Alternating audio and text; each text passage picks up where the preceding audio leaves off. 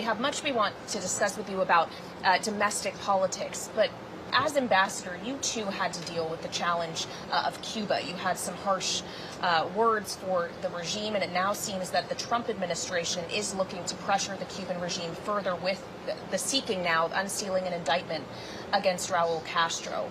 What will it take to change the circumstances, the relationship between the U.S. and Cuba, but also the circumstances the Cuban people find themselves in?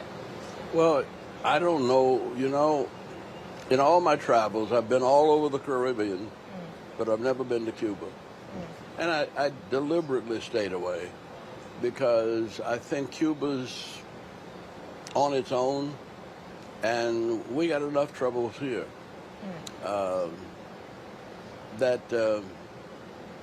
I'd rather us make America work for all Americans. And as that happens, we'll have a natural interchange. We do pretty good with Jamaica, with Trinidad, with Dominican Republic. We get along with our neighbors as long as we're not trying to run their business. And we have enough trouble right now. We certainly do here in Georgia.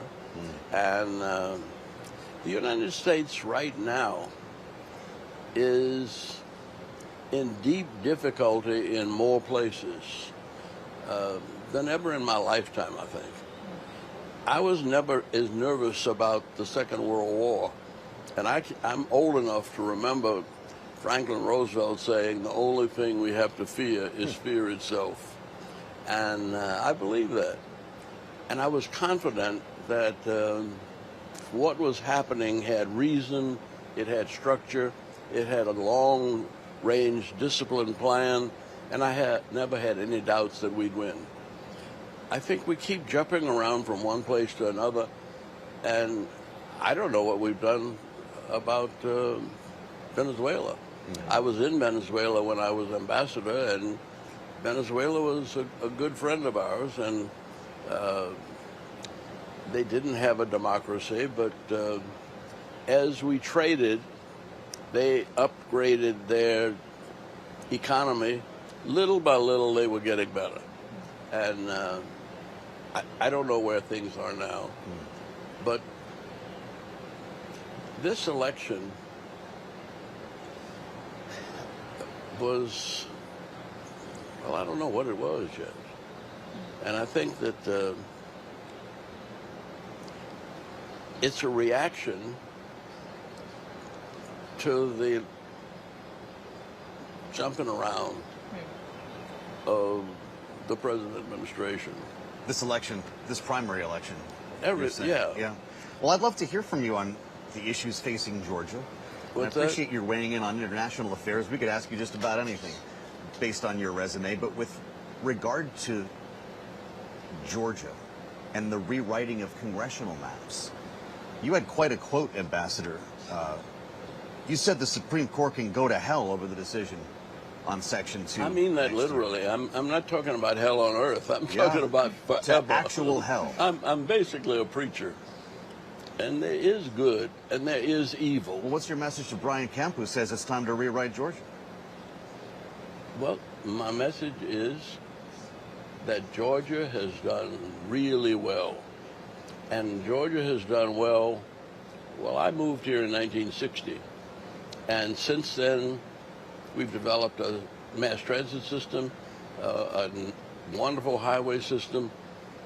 The economy has exploded from less than 500,000 people to closer to 8 million now, almost. And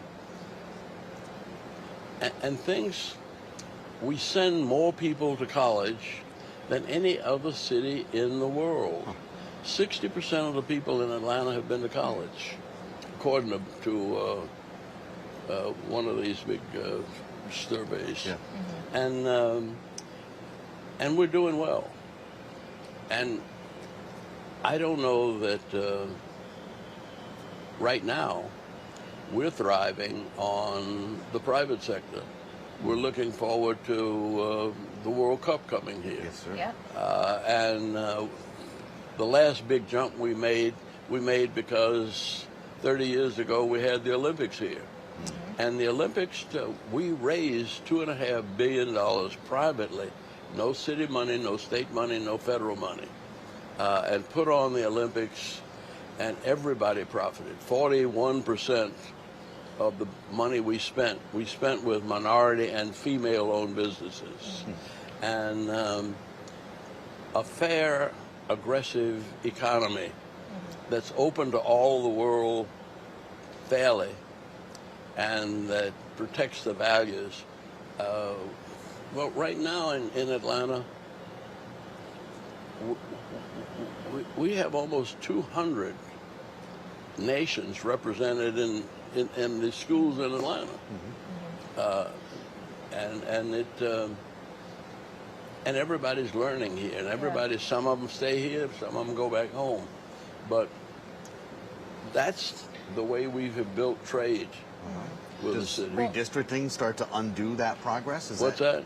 Does redistricting start to undo the progress you're describing? Well, I don't know what it'll do.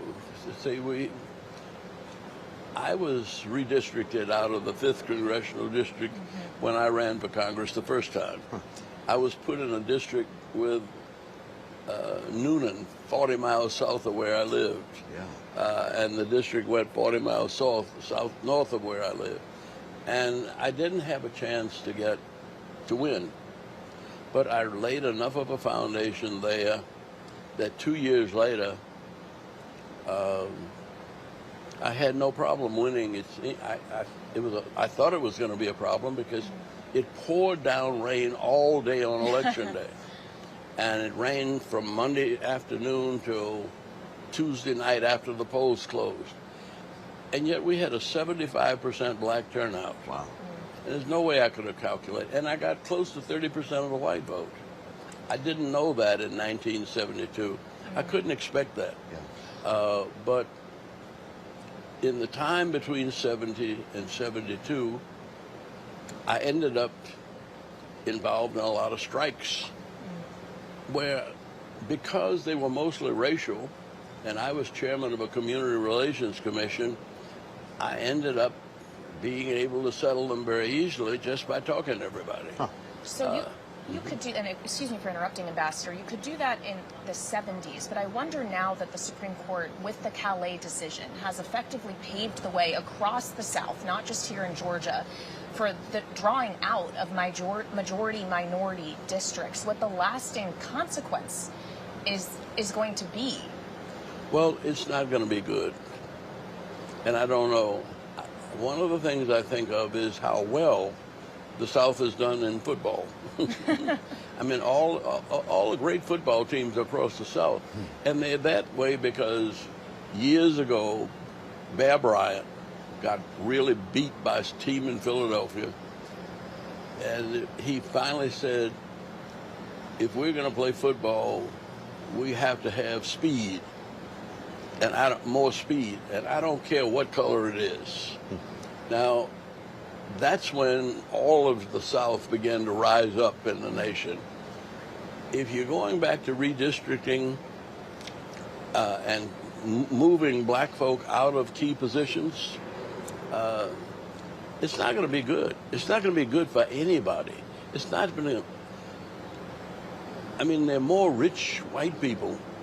There are more white people going to college than there were 20 years ago. See, and I think the way this city is going, and there's a judgment day coming. It might not be this election, but I just have real confidence in the American people, and I have confidence in our Constitution. We'd love your read on the gubernatorial race before you leave us, because you ran, Stacey Abrams ran twice. Now Keisha Lance Bottoms has an opportunity to be the first black governor of Georgia. How does she win? How does she beat the Republican who will be chosen in that runoff with Brian Kemp's backing, possibly? Well, Brian Kemp was a moderate guy when he got elected. Everybody liked him. And most of us would think that he's been a fair governor. But that meant that he withheld 11,078 votes from President Trump. He didn't change those votes. Yeah. Right. And he governed Georgia. If he's playing national politics, there's another judgment to be made. How about Keisha Lance Bottoms? How does she become the next governor? She becomes the next governor by really the two Republicans, their campaign ads have been antagonistic since the very beginning, and it's not going to slow down. They will take Keisha Lance Bottoms for granted, but when you look at the slates that have won, it's amazing how many women are there. That's right. And not only that, how the civility of women in politics, the politeness, the brains. We got a lot of smart women running around here, and anybody that plays them cheap is going to get beat.